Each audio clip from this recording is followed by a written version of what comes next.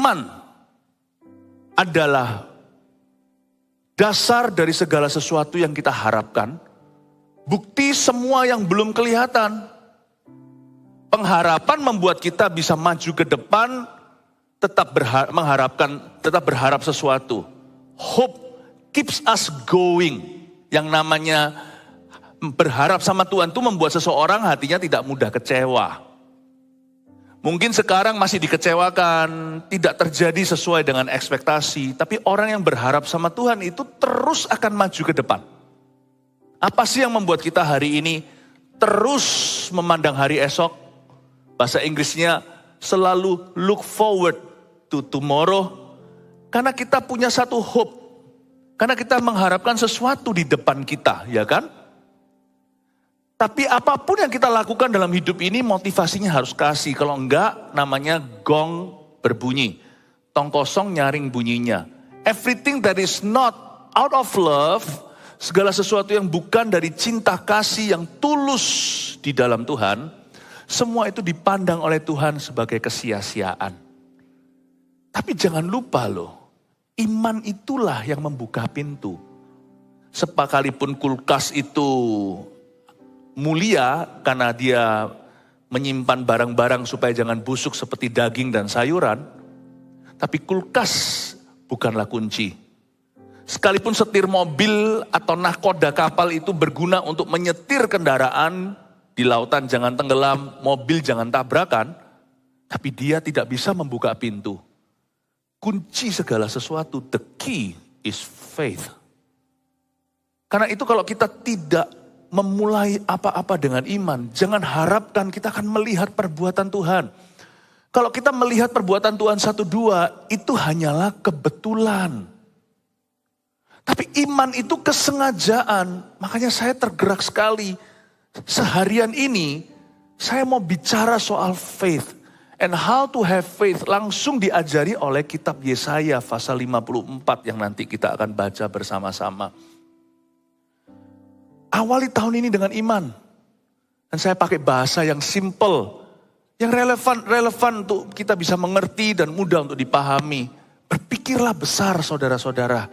Jemaat, Anda dan saya tahun ini harus berpikiran besar. Sekalipun kita harus setia dalam perkara kecil dulu. Bolehlah kita setia dalam perkara sederhana. Tapi visi itu harus besar di hati. Saya tidak memulai segala sesuatu dengan langsung begini. Baik itu ministry, kehidupan, everyone has a humble beginning. Tiap orang pasti punya satu permulaan yang sederhana. Yesus mulainya dari mana? Baru aja kita lewatkan Natal. Dari palungan. Tapi Yesus tidak berakhir di palungan. Tapi dia the resurrected Christ atau dia menjadi Tuhan Allah kita yang bertahta selama-lamanya. Kristus yang dibangkitkan. Kita boleh setia dalam perkara sederhana memulai dari kecil. Harus begitu sih. Barang siapa setia dalam perkara kecil atau sederhana, Tuhan akan mempercayakan perkara lebih besar. Jikalau bukan perkara yang sangat besar. 30, 60, 100 kali ganda. Itu bukan berkat materi. Itu bukan kita imani pelipat gandaan. Keuangan misalnya. Itu bukan soal kemakmuran. Itu soal kepercayaan. Kalau kita bisa setia dengan satu biji. Kalau kita bisa setia dengan sesuatu yang kecil yang Tuhan beri. Niscaya di tangan orang demikian. Apalagi dengan kerajinan. Tuhan pasti akan lipat gandakan. Bapak ibu saudara memang kita harus memulai dari perkara yang sederhana. Langkah-langkah kaki kita itu gak pernah langsung ribuan. Seperti orang kalau foto atau ambil gambar.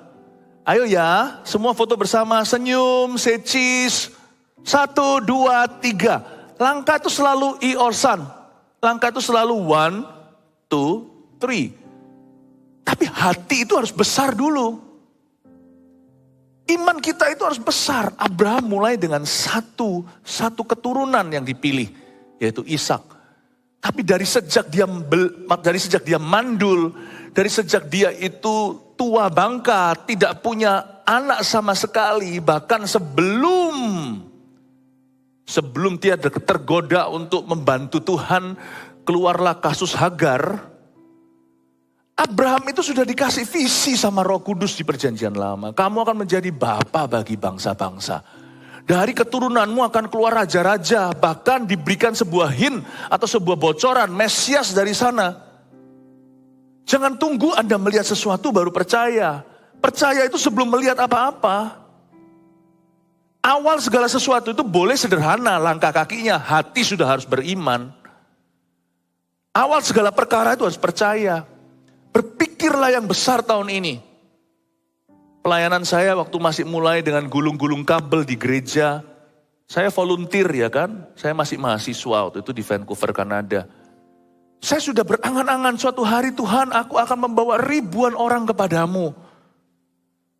Belum sampai jutaan memang pikiran. Tapi saya sudah berdoa ya Tuhan Yesus aku rindu Tuhan. Membawa Injilmu ke bangsa-bangsa. Bangsa apaan? Teman-teman saya sebaya aja gak kasih saya doa makan. Philip ini gak bisa doa. Tapi hati saya sudah besar dulu. Kepala jangan besar, hati boleh besar. Kaki jangan gede, kaki gajah namanya itu penyakit. Langkah kaki itu harus kecil. Lonjakan itu dari Tuhan. Langkah kaki itu small. Tapi hatimu gak boleh ikut-ikutan little. Your heart should not be little at all. Hatimu tidak boleh kecil. Tuhan bilang sama Yosua, kamu mau aku pakai? Mau. Janganlah kecut hatimu. Janganlah hambar hati. Do not let your heart be small. Janganlah hatimu mengecil. Dalam nama hati-hati karena takut gagal, takut jatuh, banyak orang kecil hati. Setiap bahasa itu ada kelebihan dan kekurangan. Bahasa Indonesia ada banyak kekurangannya. Demikian pula bahasa Inggris. Ya, bahasa Chinese juga, segala bahasa di dunia. Tapi kelebihannya juga banyak. Sekarang saya coba sebut beberapa kelebihan. Kelebihan bahasa Indonesia hati-hati itu bagus. Di sini bahasa Indonesia punya kelebihan dibanding bahasa Chinese. Bahasa Chinese-nya hati-hati atau be careful, itu xiaoxin. Hatimu yang kecil ya. Tapi kalau bahasa Indonesia kelebihannya di sini. Hati-hati itu double hati, double heart. Hati-hati. Pakai dua hati untuk hati-hati. Satu hati untuk jaga-jaga, satu hati yang berani melangkah. Janganlah hatimu kecil, don't let your heart be small. Berbesarlah hati, sekalipun banyak yang kita doakan gak dijawab Tuhan. Saya tahu, sekalipun kondisi keadaan tidak mendukungmu, I know. But it is not a reason, bukan sebuah alasan, nor an excuse, bukan sebuah alasan sama sekali, bukan tidak dibenarkan untuk kita itu hambar. Tuhan bilang sama Yosua, kalau kamu mau melihat perkara besar, jangan kecut hati, jangan hambar, jangan tawar hatimu. Amin Bapak Ibu Saudara. Ayo miliki visi yang besar. Besok pagi waktu kita datang ke sini lagi, besok akan di streaming kemana-mana. Di Surabaya akan ada tiga titik kita adakan di GMS Surabaya Barat, di SCC sini, GMS Surabaya Selatan, di MCC, GMS Surabaya Timur, di PCM, lalu di Jakarta, Jabodetabek, lalu di mana-mana, di Kalimantan, di Jawa Tengah, di Semarang, di Jogja, di Sumatera, di Medan. Kita akan adakan bersama Breakfast with God. Waktu masuk ke hadirat Tuhan besok, bawa iman. Kita bukan hanya membawa persembahan, bawa hati. Persembahkan hidupmu dulu. Let's bring our faith.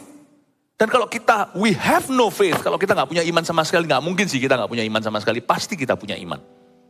Mungkin kecil imannya, minta seperti para rasul memintanya. Tuhan, tambahkanlah imanku. Increase my faith.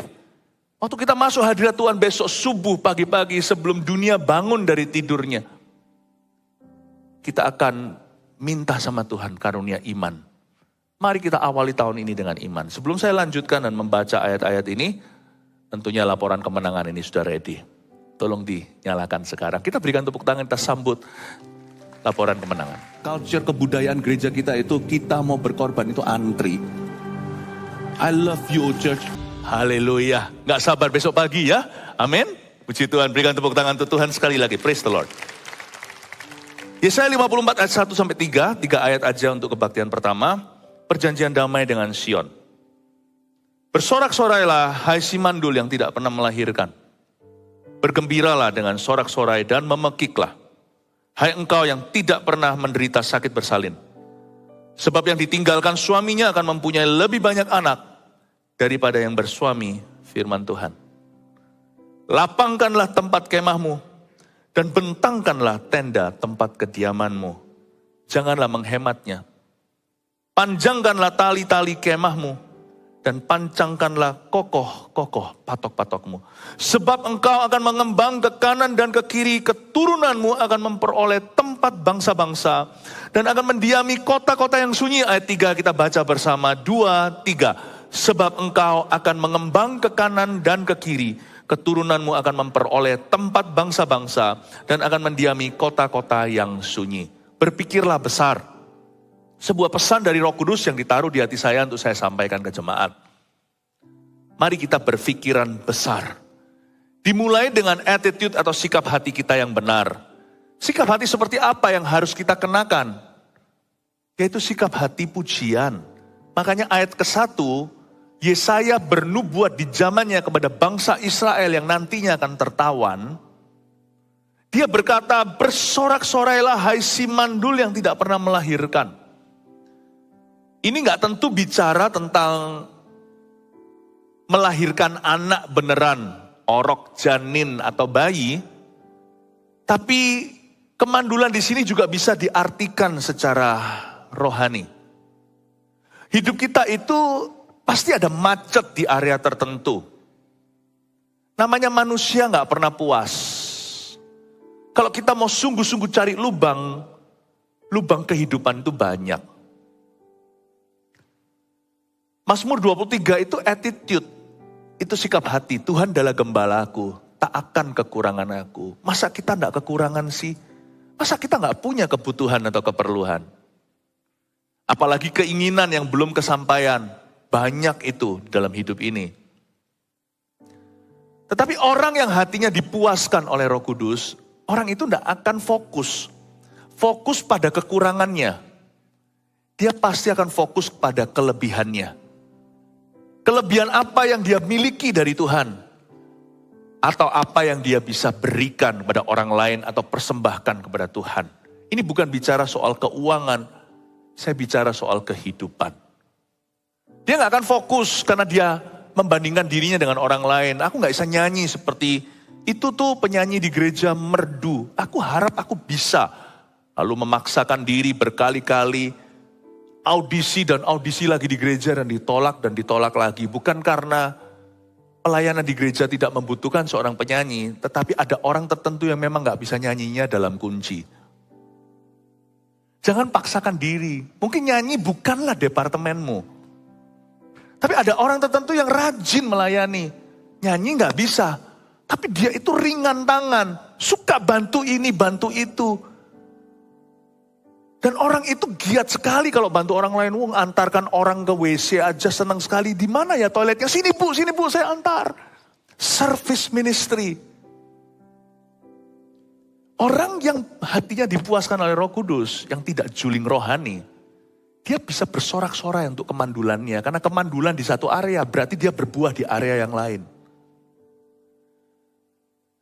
Tergantung Anda lihat lobang atau donatnya. Anda melihat kemandulan atau Anda lihat kelebihanmu di area tertentu. Orang berkata seperti ini, seorang jenius adalah seorang yang bodoh di bidang yang lainnya. Jenius sekali matematika, kacamatanya tebal. Wah luar biasa, gak perlu kalkulator. Tapi kalau taruh dia dalam sebuah pertemuan di mana ada banyak orang atau waktu dia untuk bersosialisasi, orang itu jadi salah tingkah. Jenius matematika, tapi socially he's not capable.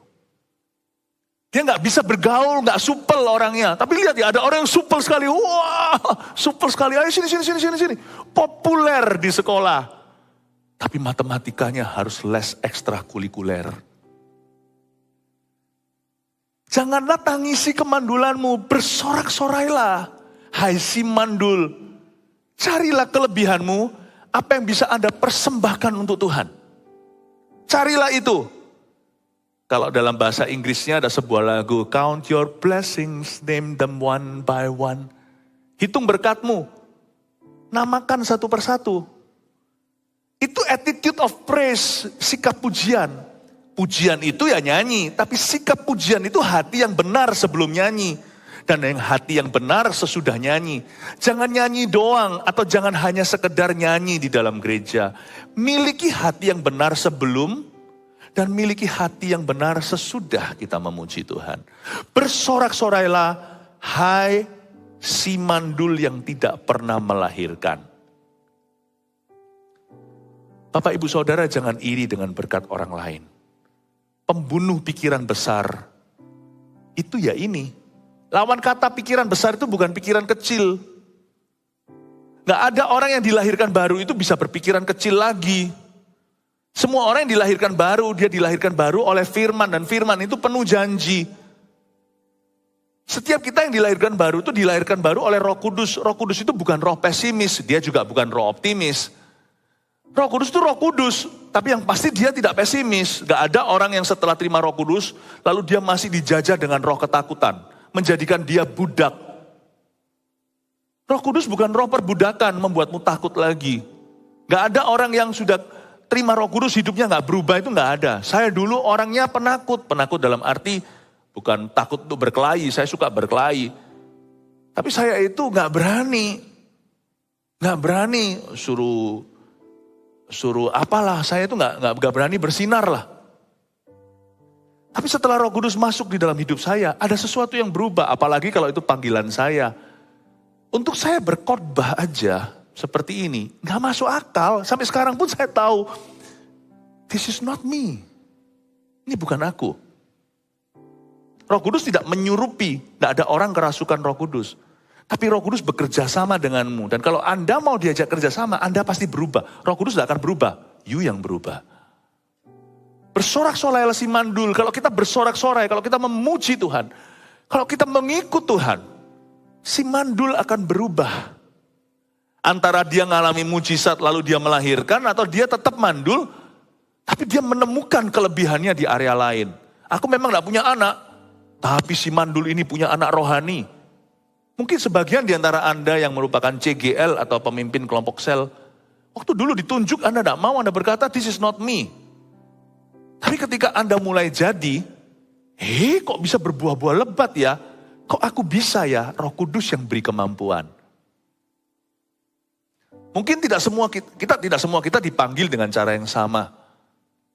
Tapi jikalau kita tidak dipanggil dengan cara yang kita harapkan, mungkin ada cara lain pemakaian Tuhan. Dan Anda akan berbuah lebat. Lihat buah tahun ini. Jangan lu lihat tangkainya. Lihat buah. Jangan lihat lubangnya. Bapak ibu saudara, bersorak-sorailah hai si mandul yang tidak pernah melahirkan. Kata bersorak-sorai itu memekiklah. Haleluya. I can do all things through Christ who gives me strength. Aku dapat melakukan segala perkara di dalam Dia yang memberiku kekuatan. Minta sama Tuhan pemakaian Allah. Allah belum selesai dengan kita selama jiwa masih menempel pada raga. Selama kita masih bernafas, coba pegang dada seperti ini. Kalau masih mengembang kempis, berarti Tuhan belum selesai rencananya. Bersorak-sorailah. Tuhan masih mau memakai kita. Tapi jangan saling membandingkan. Nanti sombong atau minder itu tidak dibenarkan. Bersorak-sorailah, even si mandul, hai si mandul. Ini kan dua hal ini kalau digabungkan dalam satu kalimat kan ironis. Kalau bersorak-sorailah, hai yang ulang tahun. Nah, bersorak-sorailah, hai yang punya anak. Wah, punya anak itu kan perayaan. Wah, apalagi kalau ditunggu-tunggu 10 tahun, lalu tiba-tiba hamil. Seluruh keluarga akan happy dan bahkan akan pesta. Wah, haleluya. Bersorak-sorailah hai si mandul. Gak cocok ya ini. Ditaruh dalam satu kalimat itu clash, saling berbenturan. Sama dengan bersorak-sorailah hai yang ditinggal mati. Bersorak-sorailah, hai si sakit. Nggak cocok ya. Pujian itu tidak tergantung keadaan.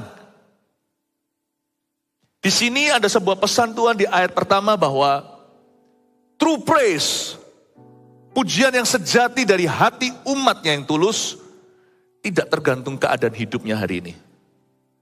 Memuji Tuhan itu sebagian besar berkenaan dengan masa depan. I praise you for you will. Aku memujimu karena engkau akan. Saya tidak mau ditekan oleh keadaan ketika Paulus dan Silas berada di dalam penjara, dibelenggu, kaki, tangan, lengannya dipasung. Alkitab mengatakan di tengah-tengah malam mereka menyanyikan himnal. Mereka memuji Tuhan mungkin seperti ini. It is well with my soul. Jiwaku baik-baik saja, hai jiwaku pujilah Tuhan, tenang teduh dalam kasih-Nya Tuhan. Hai jiwaku pujilah Tuhan, percayalah semua indah pada waktunya. Pada waktu dia dipasung belenggu, dia memuji Tuhan bukan karena pasungnya, bukan karena penjara dan aniaya. Dia memuji Tuhan karena Tuhan akan menolongnya. Bersorak-sorailah si mandul. Mari kita kenakan jubah pujian di awal tahun 2023 ini. Bahwa pujian kita gak tergantung keadaan yang kita alami hari ini. Pujian kita adalah cetusan iman bahwa Tuhan akan isi sendiri sisanya. Tuhan akan apa di hidupmu? Sesuai dengan janji yang kau terima. Bersorak-sorailah hai si mandul yang tidak pernah melahirkan. Bergembiralah dengan sorak-sorai dan memekiklah, hai engkau yang tidak pernah menderita sakit bersalin. Disuruh bergembira. Tuhan ini kok jahat. Kalau kita baca ayat, aku ini loh, gak pernah bisa punya anak. Zaman sekarang sih ada banyak pilihan. Ada bayi tabung, ada juga adopsi. Zaman dulu, zaman Israel, lain tradisi. Orang gak punya anak itu, mereka punya superstisi. Superstisinya adalah orang yang gak bisa punya anak, perempuan gak punya anak. Mereka zaman-zaman belum kedokteran itu canggih. Jadi mereka semua merasa kalau orang yang belum punya anak itu, masyarakat percaya orang itu dikutuki sama Allah. Orang itu pasti ada salah apa. Jadi mereka gak mau tahu. Jadi kasihan orang yang gak punya anak itu dilabel sama masyarakat. Jadi sakitnya itu, menderitanya itu batiniah. Belum lagi biasanya zaman-zaman dulu itu bukan zamannya monogami tapi poligami. Poligami itu istri beberapa biji. Jadi biasanya sekalipun istri sah kalau dia gak punya anak seperti Hana mamanya Samuel itu nanti Penina akan aniaya dia. Istri mudanya suaminya, ya, dia ini padahal istri yang sah, itu bisa dihina, bisa naik ke atas kepala, padahal kalah pangkat di rumah. Wah, bisa dihina, suami kita lebih cinta aku daripada cinta kamu. Sekalipun kamu istri ke-1, aku adalah simpanannya, tapi aku yang kasih keturunan, nanti marganya aku yang teruskan, kamu enggak bisa. Waduh, itu tekanannya luar biasa. Itu makan hati tuh. Dan yang mereka yang gak punya anak seperti ini nanti gak akan ada welfare. Zaman itu belum lagi zaman pemerintah sekarang. Lalu ada nanti benefitnya. Jadi kalau sampai mereka meninggal tanpa keturunan, kalau sampai lakinya mati dulu cilaka, itu perempuan akan gelandangan. Mereka punya nasib akhirnya menjadi pengemis di jalanan. Jadi orang yang gak punya anak zaman itu tuh ngeri. Kok bisa Tuhan berkata bergembiralah. Kok bisa setidak empati itu? Ayo coba. Tuhan itu adalah pribadi yang paling masuk akal. Kenapa saya percaya Tuhan Yesus? Tuhan itu paling cengli. Saya gak bisa jelaskan, sejak saya umur 18 tahun aja tahu. Waktu saya bertobat lahir baru. Yesus itu yang sekalipun semua kejadian Tuhan Yesus itu gak masuk akal. Makanya tidak bisa kita itu percaya Tuhan tanpa iman. Lahirnya aja dari perawan. Lihat itu hidupnya, matinya, bangkitnya. Mana bisa orang mati, bangkit sebelum mati sudah bisa prediksi nanti hari ketiga dia akan bangkit. Tapi Yesus itu yang paling believable. Masuklah, pokoknya masuk di hati. Kalau saya pikir-pikirkan ya, kalau Tuhan sampai berkata bergembira, bergembiralah, pasti Tuhan itu tahu apa yang dia katakan. Tuhan tuh gak pernah ngawur, Tuhan tuh gak pernah iseng, Tuhan tuh gak pernah kilaf. Jadi waktu saya lagi misalnya disakiti, disalahi, dizolimi, atau ketika saya mengalami suatu keadaan yang tidak mengenakan, kalau Tuhan berkata, bersyukurlah Philip, Philip bersyukurlah, I trust him, I believe him, saya percaya dia, bahwa dia tahu sesuatu yang aku belum tahu, dia melihat sesuatu yang aku yang belum melihatnya. Kalau Tuhan berkata, bersyukurlah, aku nurut saja, percayalah saya, Tuhan itu gak pernah salah. Kalau Tuhan berkata, bergembiralah hai engkau yang tidak pernah menderita sakit bersalin, cepatlah bergembira. Mana bisa aku bergembira, aku ini dicekik hutang piutang. Kalau Tuhan suruh kita bersyukur, bersyukurlah. He's always right. He's always right. Makanya ada satu lagu, Tuhan ku percaya, rencanamu indah. Walau saat ini belum ku mengerti, engkau telah berfirman, memberi masa depan, damai sejahtera, penuh harapan. Ini aja kalau saya belum tahu apa-apa, satu hal yang ku tahu. Ku tahu rencanamu indah bagiku, ku tahu kehendakmu baik bagiku. Ku tahu rancanganmu sempurna bagiku. Ku tahu jalan-jalanmu yang terbaik bagiku. Kalau saya nggak tahu saya harus syukur untuk apa, saya syukur bahwa nama saya tertulis dalam kehidupan. Nama saya tertulis dalam kitab kehidupan. Untuk itu aku bergembira. Misalnya kalau keadaan saya sudah tidak ada lagi alasan untuk saya bersyukur atau untuk saya syukuri. Kalau kondisi yang saya alami ini tidak memberi saya satu lagi reason to rejoice, tidak lagi memberi saya satu sebab untuk saya bergembira, maka saya akan pegang yang pasti. Kalau keadaanku tidak pasti, hatiku harus pegang sesuatu yang pasti. Saya pasti masuk surga, you see. Tiap pagi, apapun keadaan yang menerpaku, tiap pagi aku bangun tidur tahu bahwa kalau aku mati hari ini, aku masuk surga. That is enough reason, itu alasan yang cukup untuk saya bergembira hari ini. Paham maksud saya? Orang Kristen harus ngerti ini. Ini bukan surga yang dalam pepatah anak kecil, surga ada di bawah kaki ibu, telapak kaki ibu. Bukan, ini surga beneran. Yohanes 14, kalau nggak ada tempat itu, aku tentunya mengatakan kepadamu, aku pergi ke sana untuk mempersiapkan jalan dan mempersiapkan rumah. Di rumah Bapakku ada banyak tempat tinggal. Dalam bahasa Inggrisnya, in my father's house there are many mansions. Di rumah Bapakku ada banyak rumah besar-besar, kata Yesus. Akulah jalan kebenaran dan kehidupan. Tak seorang pun dapat datang pada Bapa kecuali melalui aku. Aku sudah aman. Yohanes 1:12 berkata, barang siapa percaya pada Tuhan diberinya kuasa untuk menjadi anak-anak Allah. Yohanes 3:36 berkata, barang siapa punya anak, dia sudah diselamatkan. Barang siapa tidak punya anak, murka Allah tetap ada padanya. Bapak, Ibu, Saudara, mungkin keadaan keuanganku tidak menentu, mungkin keadaan sekelilingku tidak tahu. Tapi tiap pagi bangun tidur, aku tahu bahwa aku kalau mati kapanpun, asal aku tidak meninggalkan Tuhan, aku masuk surga. Nama aku tertulis dalam kitab kehidupan. Bergembiralah, hai si mandul yang tidak pernah menderita sakit bersalin. Kalau saya tidak punya apa-apa lagi dalam hidup ini, emas, perak, permata tidak aku punya. Satu hal masih saya miliki. Saya masih punya Alkitab. Alkitab ini alasan to rejoice. Alkitab ini buku yang saya sangat cintai. Di dalamnya tertulis firman Allahku. Di dalamnya tertulis janji-janji iman. Saya pegang. Selama saya masih punya ini dan saya yakin di hati. I'm not poor at all. Saya tidak miskin sama sekali. Saya punya Tuhan.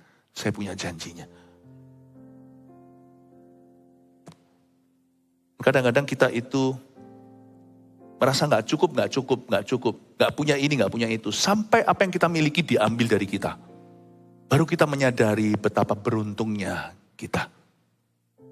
Bapak, Ibu, Saudara, kita itu rasanya mau meraih dunia. seperti mau menggapai segala sesuatu. Tapi sebenarnya semua yang kita butuh punya, itu sudah ada di hidup kita. Sudah ada. Baru awal tahun ini saya merasakan sesuatu bahwa selama saya punya keluarga saya dan keluarga saya semua dalam Tuhan, cukup bagiku. Sungguh, yang lainnya itu hanya bonus. Orang itu kan mencari dan mengejar, bukan hanya semangkuk nasi, tapi juga sepiring berlian. Padahal berlian gak bisa dimakan. Itu semua bonus dari Tuhan. Sukses kalau dari Tuhan itu indah, sukses itu boleh. Tapi hatimu jangan berpaut padanya. Orang-orang yang ada di kiri kananmu 5 roti 2 ikan. Mungkin 7 orang yang paling berharga di hidupmu, selama mereka ada di hidupmu, cukup sudah. Untuk bergembira itu murah. Untuk bergembira itu mudah. Tahun ini ada sebuah pesan dari Roh Kudus simple untuk jemaat Gereja Mawar Sharon tercinta.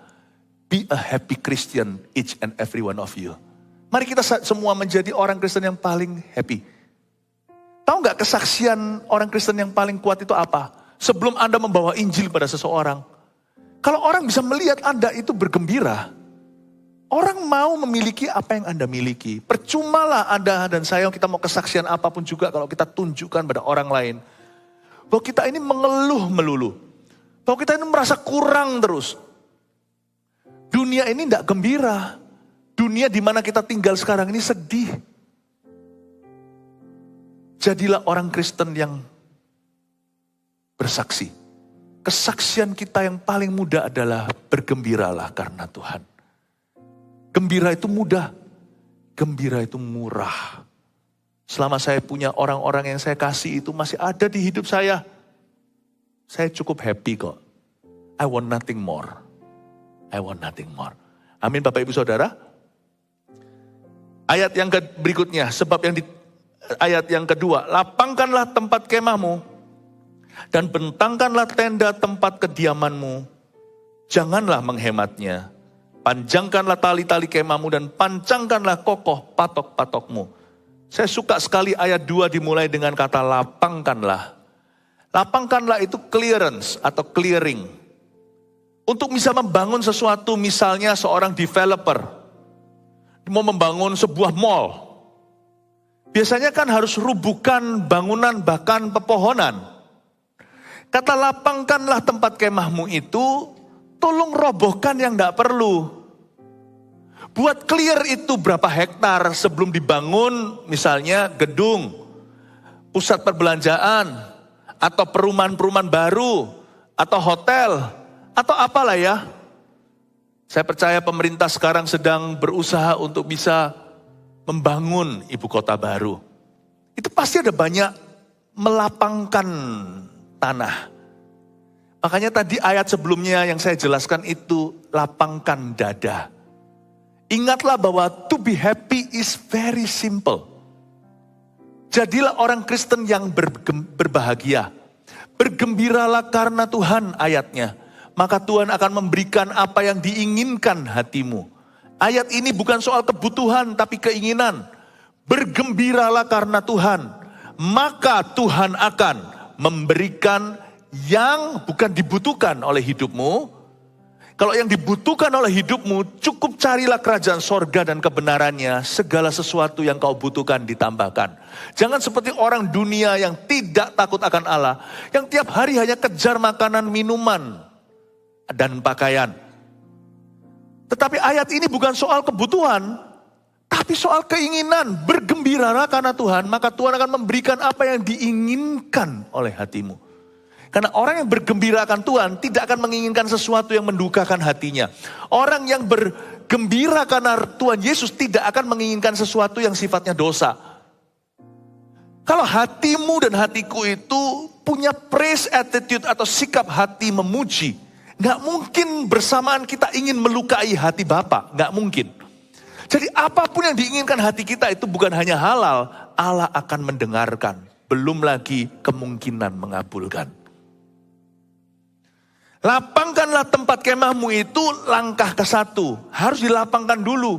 Hati itu jangan diisi dengan ambisi. Supaya nanti Allah bisa memberimu visi-visi sorgawi. Lapangkanlah tempat kemahmu. Jadi orang itu yang acu tak acu dengan segala sesuatu yang kurang perlu. Jadi orang itu harus tahu bahwa di hati kita yang bersih ini, gampang sekali visi Allah bertumbuh. Semua itu bonus. Sungguh di hidup ini janganlah kita mencari dan mengejar yang sia-sia. Tugas kita hanya mengelola. Kalau saya berkata jangan mengejar atau mencari yang sia-sia, bukan berarti kita semua menganggur. Bukan berarti kita tidak berbuat sesuatu. Alkitab juga mengajarkan kita mengelola. Kalau dikasih 1 talenta tolong dikelola. Dikasih 2, dikasih 5, dikelola demikian rupa. Yang punya 5 talenta itu dikasih Tuhan 10 kota. Jangan heran ya, ada orang tertentu yang paling berbuah dalam kerajaan sorga. Ada orang tertentu yang paling sukses dan paling berhasil hidupnya. Ternyata kalau kita bisa masuk ke hati orang-orang itu, hatinya bersih, lapang dadanya, tidak berambisi. Malah justru yang ditambah-tambahkan Tuhan. Orang yang memiliki malah ditambahkan supaya kelimpahan. Orang yang picik hatinya, apa yang dia miliki pun akan diambil daripadanya supaya dia tidak memiliki apa-apa. Lawan katanya pikiran besar itu bukan pikiran kecil. Lawan katanya pikiran besar itu pikiran salah. Lawan katanya pikiran besar itu bukan pikiran kecil. Lawan katanya pikiran besar itu pikiran picik. Jangan picik hati. Kemungkinan besar orang yang hatinya lapang, yang paling clear, yang paling bersih, yang paling tidak berambisi itu biasanya justru tangannya 10 kota. Justru badannya 10 talenta. Malah orang yang berambisius secara pribadi dan kejar yang gak perlu-perlu itu malah justru dia struggling melulu. Selalu bergumul dengan dirinya dan gak pernah mari-mari. Bapak ibu saudara, lapangkanlah tempat kemahmu. Baru setelah itu bentangkanlah tenda tempat kediamanmu. Kata bentangkanlah itu spread out. Kalau hatimu lapang, gampang Tuhan kembangkan. Aneh ya.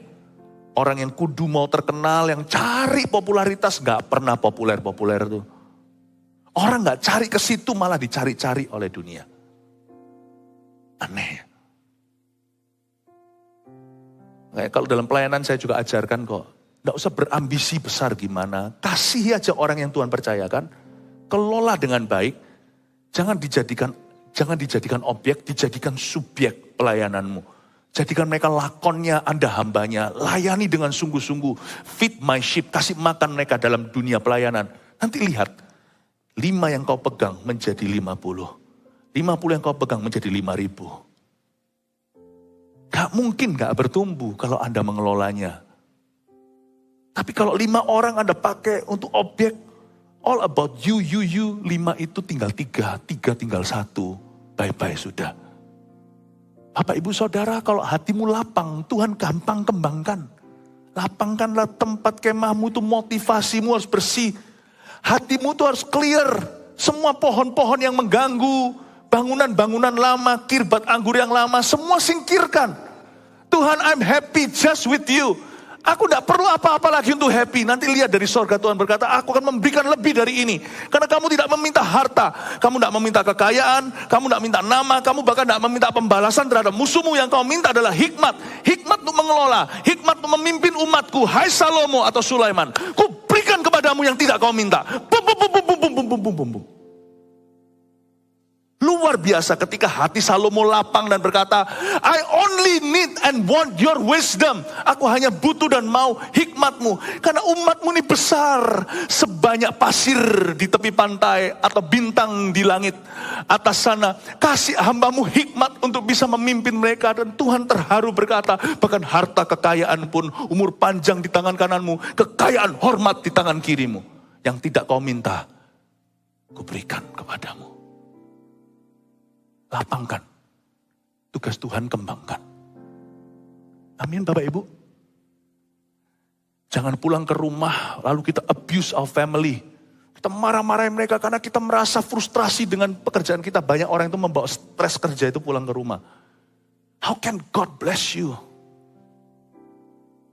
Lakukan bagianmu. Pulang ke rumah cintai keluargamu. Lapangkan hatimu. Nanti Anda kembali ke kerja. Tinggal tunggu Tuhan mengembangkannya. Sebab engkau akan mengembang ke kanan dan ke kiri. Alkitab katakan ayat 3. dan keturunanmu akan memperoleh bangsa-bangsa. Yang Tuhan kembangkan apa? Coba kita baca ayat 3 terakhir ya. Sebab pekerjaanmu akan mengembang ke kanan ke kiri. Betul, bukan. Sebab gerejamu akan mengembang ke kanan ke kiri. Bukan ya. Sebab pelayananmu akan mengembang ke kanan kiri. Bukan tuh. Sebab engkau akan mengembang ke kanan dan ke kiri. Tuhan tidak akan mengembangkan gerejamu. Tuhan tidak akan mengembangkan Anda karena visi yang Anda miliki. Tuhan mengembangkan Anda karena hatimu siap. Banyak orang itu membawa muluk-muluk janji-janji sama Tuhan. Banyak orang itu bawa mimpi-mimpinya kepada Tuhan. Tapi Tuhan berkata, aku tidak ingin memberkati semua mimpi-mimpi janji-janjimu itu. Kalau hatimu siap, aku akan kembangkan. Sebab engkau yang akan mengembang ke kanan ke kiri. Kau yang akan mengembang, bukan bisnismu. Jikalau engkau berkembang, gak mungkinlah orang yang hatinya dikembangkan Tuhan, kapasitasnya berkembang, dia akan puas waktu dia kembali ke tempat kerja, lihat semuanya, servis pelayanannya amburadul, cara-cara kerjanya semua salah, menipu sana sini, tidak jujur sama customernya, gak mungkin. Kalau Anda berkembang di dalam, Anda datang pasti memperbaiki tempat kerjamu, gak mungkin. Gak ada orang yang bersihan datang ke tempat jorok, tempat itu jorok sebulan. Kalau orang itu ngekos di sana, sebentar lagi semua akan sama dia tekeli. Dikasih sawang supaya gak ada nyamuk masuk. Pasti dibersihkan, gak jadi mewah, budget terbatas. Tapi kalau orang itu orangnya bersihan, ke tempat yang kotor dan jorok sekali, saya kasih waktu 1 bulan tempat itu akan bersih. Tapi orang kalau jorok, ditaruh di bintang 5 sekalipun sebentar lagi akan hancur-hancuran tuh kamar. Yang Tuhan kembangkan, Tuhan tidak berjanji memberkati rumahmu, pekerjaanmu. It's you that He will bless. Tuhan tidak berkata kepada bangsa Israel, aku akan memberkatimu, aku akan menjadikanmu berkat. Kemanapun kamu pergi, kamu akan jadi berkat. Amin Bapak Ibu Saudara, sebab engkau yang akan mengembang ke kanan dan ke kiri, keturunanmu akan memperoleh tempat bangsa-bangsa. Maksimalkan apa yang ada pada Anda sekarang. Bawa masuk ke hadirat Tuhan. Dan minta Tuhan untuk memakai Anda. Sebab engkau akan mengembang ke kanan, ke kiri. Dan keturunanmu akan memperoleh bangsa-bangsa. Jangan doa begini tahun ini. Lord bless me. Don't. Jangan doa begitu. Sebab Tuhan tidak mempersiapkan berkat untuk Anda. Tahun ini, Tuhan tidak mempersiapkan berkat untuk kita. Berkat itu sudah ada. Efesus pasal 1, segala sesuatu yang kita perlukan sudah ada di sorga di dalam Kristus. Everything has been prepared in heaven through Christ. Tuhan tidak mempersiapkan berkat untuk Anda dan saya. Tuhan mempersiapkan kita untuk berkat yang sudah ada. Paham maksud saya Bapak Ibu Saudara? Jangan berkata bless me, tapi make me ready. Jangan berdoa, Tuhan berkati aku, tapi siapkan aku, agar aku mampu menjadi berkat selalu. Amin Bapak Ibu Saudara. Tidak perlu minta urapan, minta sama Tuhan hati yang humble, yang rendah di hadapannya. Urapan akan mengalir nantinya. Jangan pernah berkata, Tuhan berkati saya. Itu doa bukan yang utama. Tapi Tuhan siapkan aku. Sebab Alkitab berkata, engkau yang akan mengembang ke kanan kiri. Tuhan tidak mempersiapkan berkat for you and me. But He is preparing you for the blessing. He is not preparing any blessing for you. He is preparing you for the blessing. Dia tidak mempersiapkan sebuah berkat untuk kita. Dia mempersiapkan kita untuk berkat itu. Saya tanya sama Anda. Bangsa Israel itu dikasih sama Tuhan tanah Kanaan atau dipersiapkan untuk masuk ke tanah Kanaan? Dari zaman dulu tanah Kanaan sudah ada. Bangsa Israel itu tidak dikasih Tuhan tanah Kanaan. Mereka diizinkan masuk ke dalam berkat Tuhan. Tanah perjanjian itu dari dulunya sudah ada di situ, gak pernah kemana-mana. Tapi ketika bangsa Israel mau masuk, mungkin 1 minggu aja mereka bisa masuk. Tapi karena mereka nggak siap, mereka berputar-putar di padang gurun 40 tahun lamanya. Mereka nggak masuk-masuk. Karena hati mereka tidak siap. Alkitab berkata mereka tegar tengkuk. Alkitab juga mencatat bahwa mereka tidak bersunat hati. Hatinya penuh dengan kulit katan. Kelihatan kan, ada orang tertentu tuh nggak pernah sungguhan cinta Tuhan. Ada orang itu ya nggak pernah sungguhan mau rohani. Ada orang tertentu yang nggak pernah mau serius sama Tuhan Yesus. Nggak pernah siap-siap hatinya. 40 tahun loh didetok sama Tuhan, terpaksa mati semua, tinggal 2 orang yang masuk ke Kanaan. Coba bayangkan, Kanaan nggak usah kamu cari, hai Israel. 4 hari aja bisa masuk, mereka 40 tahun nggak masuk-masuk. Kanaan sudah ada, bangsa Israel nggak siap-siap setelah dekade-dekade lamanya. Bapak, Ibu, Saudara, your blessings are already hanging. Berkatmu itu sudah ada dan udah Tuhan cantolkan persis di atas kepalamu. Hatimu dan hidupku yang harus dipersiapkan untuk menggapai itu. Do not ask for your blessing. Jangan minta berkat Tuhan. Tidak usah berkata berkati aku. Siapkan hatimu, niscaya berkat itu akan dicurahkan atas hidupmu. Haleluya. Berikan tepuk tangan untuk Tuhan. Praise the Lord. Mari kita semua bangkit berdiri. Lapangkanlah